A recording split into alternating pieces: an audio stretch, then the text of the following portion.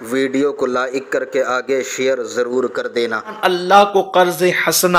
دین کی راہ میں خرچ کر کے، اللہ کی راہ میں خرچ کر کے اپنی حیثیت کے مطابق دے، کل اللہ تعالیٰ اس کو اپنی شان کے مطابق واپس لوٹائے گا۔ ہم نے اپنی ذات پہ خرچ کیا، اس کا حساب ہوگا، اس کا جواب دینا ہوگا، لیکن وہ واپس قیامت میں نہیں ملے گا۔ اور جو ہم نے اللہ کی راہ میں خرچ کیا ہے وہ اللہ تعالیٰ قیامت میں اپنی شان کے مطابق اس وقت لوٹائے گا جب بیٹا باپ کے کام نہ آئے گا، بیٹیاں ماؤں سے منہ موڑ لے گی، باپ بیٹے میں رشتے منقطع ہونے لگیں گے۔ اللہ اکبر! اس وقت نہ کسی کی دولت کام آئے گی، نہ کسی کا مال کام آئے گا، نہ کسی کی بادشاہت کام آئے گی، نہ کسی کے سرٹیفکیٹ کام آئیں گے، نہ کسی کی علمی سندیں کام آئے گی، کسی کا کچھ کام نہیں آئے گا۔ اس وقت تو بس ایمان کے بعد بازار عمل کا ایک معاملہ ہوگا، اور بازار عمل میں جس کا سودا جمے گا بس اسی کو کامیابی ہوگی۔ وہاں یہ نہیں پوچھا جائے گا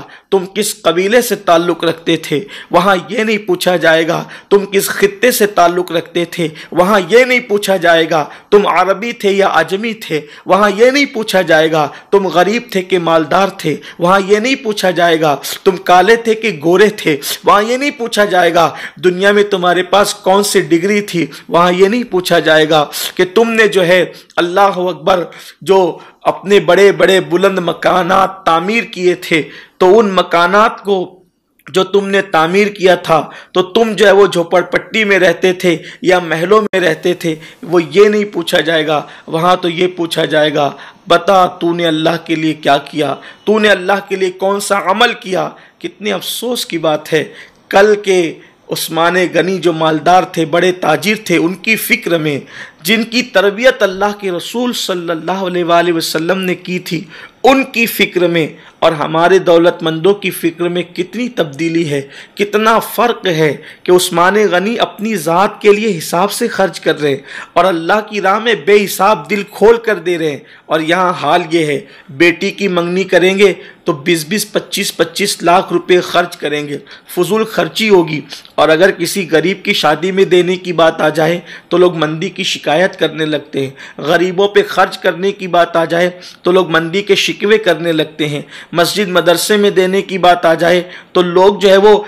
بالکل دل چھوٹا کر لیتے ہیں۔ میرے پیارے آقا صلی اللہ علیہ وآلہ وسلم کے دیوانوں، ایک مسلم مالدار کی فکر کیا ہونی چاہیے۔ آج جب ہم بازار کے اندر اپنی ذات پر خرچ کرنے کے لیے جاتے ہیں تو اس وقت ہم کوئی حساب نہیں کرتے، بلکہ آج تو ہمارے جوتے ہزاروں کے ہوتے ہیں، ہونا بھی چاہیے، میں اس پر کوئی ممانعت نہیں کرتا، اگر اللہ نے نعمت دی ہے تو اس کا اظہار ہونا چاہیے، لیکن آپ یہ بھی تو سوچیں کہ ہم اپنی ذات کے لیے کتنا بڑا دل کرتے ہیں اور اللہ کے نام پر دینے کے لیے، اللہ رب العزت کے لیے، اس کے وجہ کریم کے لیے خرچ کرنے کے لیے ہم کتنا چھوٹا دل کرتے ہیں۔ میں آپ سے پوچھتا ہوں یہ دولت جو ملی ہے کیا یہ ہماری کوششوں سے ملی ہے، ہماری محنت سے ملی ہے؟ اگر یہ ہماری محنت سے ملی ہوتی تو بہت سارے لوگ ہیں جو رات دن محنت کرتے ہیں، جن کے پیشانی کا پسینہ تلوے تک آتا ہے، وہ چند سکے کما کر لے جاتے ہیں، اور کچھ ایسے بھی خوش نصیب ہے جو اے سی میں بیٹھ کر کے کروڑوں کماتے ہیں۔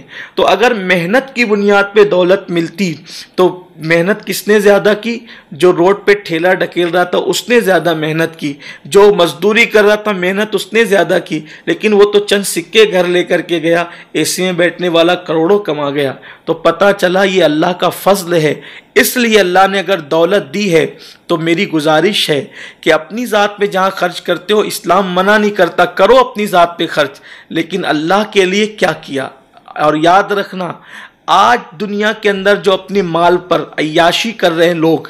آوارگی کر رہے ہیں لوگ، آج تو اللہ اکبر اللہ کی راہ میں دینے کے لیے لوگ طرح طرح کے ہیلے اور بہانے تلاش کرتے ہیں۔ ایک بات اچھی طرح یاد رکھنا،